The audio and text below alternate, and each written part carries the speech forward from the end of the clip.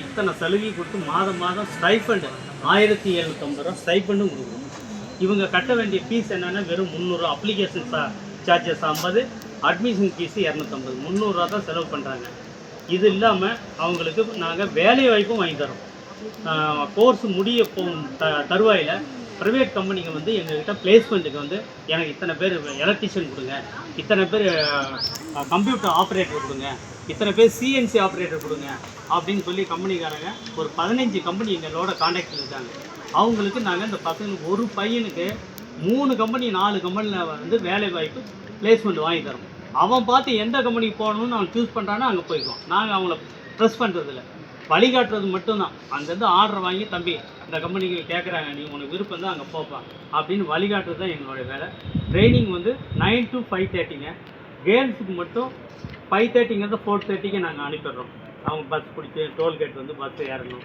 அதனால் 9Gங்கிற ஒரு பஸ் இங்கே 9 மணிக்கு எடுத்து அங்கே 9:30க்கு வருதுங்க. 9:30 to 4:30. ஆனால் கோர்ஸு டைம் வந்து 8:30 to 5:30 தான். இவங்களுக்கு பஸ் வசதி இல்லைங்கிற ஒரு காரணத்துக்காக நாங்கள் என்ன பண்ணுறோன்னா, நான் அந்த 9G பஸ்ஸில் 9:30 மணிக்கு உள்ளே வந்துடுங்க.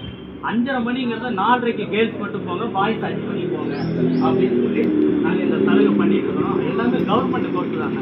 அங்கே நான் இன்ஸ்ட்ரக்டராக ஒர்க் பண்ணுறேன்னா நான் முன்னேறினா போதாது, நான் இன்னும் 1 வருஷம் நான் ரிட்டையர்ட் ஆகிடுவேன். நாம் 4 பேருக்கு வழிகாட்டணும். இங்கே இருக்கிறவங்களுக்கு இங்கே அட்மிஷன் போகுதுன்னு உங்களுக்கு தெரியாது, நீங்கள் என்ன பாடம் படிக்கிறீங்க, எவ்வளோ டஃப்பாக எக்ஸாம் அட்டன் பண்ணுறீங்கன்னு உங்கள் கஷ்டம் எனக்கு தெரியாது. இருந்தாலும் 4 பேருக்கு ஏதோ ஒரு சேவை பண்ணணுமே, நாங்களும் எங்கள் குழப்ப ஓட்டணும்ல. பையன் இருந்தால் தான் நாங்கள் பாடம் நடத்தணும். செவத்துக்கு போய் பாடம் நடத்த முடியாது. ஆள் இல்லைன்னா எங்களை வேறு ஊருக்கு ட்ரான்ஸ்ஃபர் பண்ணுவோம். அதனால நம்ம 4 பேர்கிட்ட வந்து பப்ளிக்கிட்ட இந்த மாதிரி கோர்ஸ் இருக்குதுங்க, அட்மிஷன் போயிட்டு இருக்குது, நேரடி சேர்க்குங்க, வெறும் 300 ரூபா மட்டும்தாங்க ஃபீஸு, மற்றது எல்லாமே ஃப்ரீ. இவ்வளோ சலுகை இருக்குது. மக்களுக்கு தெரியலங்கிறதுனால தான் எங்கள் அதிகாரிங்க சொன்னதுனால இப்போ வந்து எல்லாத்தையும் சந்திச்சுட்டு வாய்ப்பு இருந்தால் இப்போ நம்ம ஃபேமிலியோ அக்கம் பக்கமோ ரிலேட்டிவோ யாருக்கோ ஒரு வழிகாட்டுங்க. இன்றைக்கி இந்த அண்ணன் வழிகாட்டினாரு, நான் இன்றைக்கி இந்த கம்பெனியில் கை நிறைய சம்பளம் வாங்குகிறேன், நான் இன்றைக்கி இந்த நிலைமைக்கு இருக்கிறதுக்கு காரணம் இவர். நான் ஒரு +2 முடிச்சுட்டுங்கம்மா 87ல் எம்ப்ளாய்மெண்ட்டுக்கு போய் நான் பதிவு பண்ண போன டைமில் அங்கே இருக்கிற ஏடி அவர் பார்த்தாரு. அவரு ஹேண்டிகேப்டு, நானும் கொஞ்சம் ஃபிசிக்கலி ஹேண்டிகேப்டு. அவர் பார்த்தாரு, தம்பி என்ன படிக்கிறீங்க சார்? சேலம் ஆர்ட்ஸில் BA எக்கனாமிக்ஸ் ஜாயின் பண்ணிட்டேன் சார், +2 பதிவு பண்ண வந்தேன் சார் அப்படின்னு. ஏன் தம்பி +2 நீங்கள் பதிவு பண்ணுறீங்க, ரைட்டு, நான் உங்கள் இதை ஏற்றுக்கிறேன். டிகிரி பண்ணிங்கன்னா எக்ஸாமினேஷன் எழுதி பாஸ் பண்ணி அது லட்சக்கணக்கில் எழுதுவாங்க, அதில் நீ உள்ளே போகிறது கஷ்டம்பா, உனக்கு ஈஸியாக வேலைக்கு நான் ஒரு ஐடியா சொல்கிறேன், கேட்குறியான்னு. நாளைக்கு லாஸ்ட் டேட் கவர்மெண்ட் ஐடியில் அப்ளிகேஷன் போடுற டேட்டு நாளைக்கு லாஸ்ட் டேட்டு, இன்றைக்கி போய் நீ அப்ளிகேஷன் போடுங்க அப்படின்னாரு.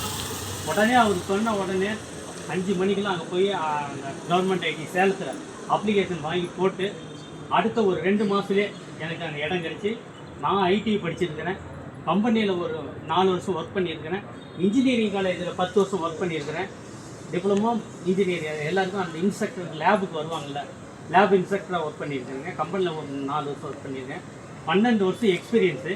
அதை வச்சு எனக்கு கவர்மெண்ட் ஜாப் எம்ப்ளாய்மெண்ட்டில் பதிவு பண்ணேன், எனக்கு வேலை கிடைச்சிது. இன்றைக்கி 25 வருஷம் முடிஞ்சு 26வது வருஷம் போயிட்டு இருக்குது. இன்னும் 1 வருஷத்தில் நான் வெளியே வந்துடுவேன்.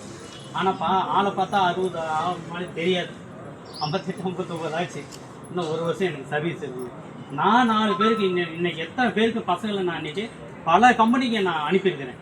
இந்த கம்பெனிக்கு போ தம்பி, இந்த கம்பெனிக்கு போ தம்பி, அதுதான் என் வேலை, வழிகாட்டுறது தான் என் வேலை. இப்போ நீங்கள் வந்திருக்கீங்க, எம்ப்ளாய்மெண்ட் ஆஃபீஸர்லாம் இருக்காங்க, அவங்க உங்களுக்கு இந்த கைடை படிங்க, இந்த எக்ஸாம் அட்டன் பண்ணுங்கள், இப்படி போங்கன்னு உங்களுக்கு வழிகாட்டுறாங்க இல்லைங்களா? அது மாதிரி நான் ஐடி பையங்களுக்கு, டிப்ளமோ பசங்களுக்கு நிறைய பேருக்கு வழிகாட்டி இன்றைக்கி எத்தனையோ பேர் நல்ல கம்பெனி, என்னுடைய ஸ்டூடெண்ட் என்னை விட சேலரி அதிகமாக வாங்குகிறான். கார் கம்பெனி, ரயில்வே, இபி, இது மாதிரி நிறைய இடங்களில் எங்கள் ஸ்டூடெண்ட் இன்றைக்கி ஒர்க் பண்ணுறாங்க. கவர்மெண்ட் போஸ்ட்டும் கிடைக்கும், ப்ரைவேட் கம்பெனியில் நாங்கள் வேலை வாய்ப்பு வாங்கிக்கிறோம். கவர்மெண்ட் போஸ்ட்லாம் போடணுன்னா இப்போ கால்பாஸ் பண்ணணும், அதுக்கு இன்டர்வியூ அட்டன் பண்ணணும், எக்ஸாம் அட்டன் பண்ணணும், இந்த மாதிரி ஒரு நீங்கள் போடுற ரூட்டு தான். ஆனால் இப்போ கூட இபியில் கூட கொஞ்சம் ஆள் எடுக்கிறாங்களாம், பேப்பரில் எல்லாம் வந்து வாட்ஸ்அப்பில் நாங்கள் குரூப் போட்டிருக்கோம். அது மாதிரி உங்களுக்கு வாய்ப்பு இருந்தால் இபிக்கு கூட அப்ளை பண்ணுங்கள். ஈஸியாக டிகிரி முடித்தவங்க 10th +2 ஐடிஐ டிப்ளமோ முடித்தவங்களுக்கு வேலை வாய்ப்பு ஆளில் எடுக்கிறாங்க அப்படின்னு சொல்லி நீங்கள் ஒரு துண்டு பிரசுரம் வாட்ஸ்அப்பில் வந்தது. அது என்ன ஏதுன்னு கூட நீங்கள் சர்ச் பண்ணி இந்த மாதிரி நிறைய நீங்கள் வெறும் படிக்கிறது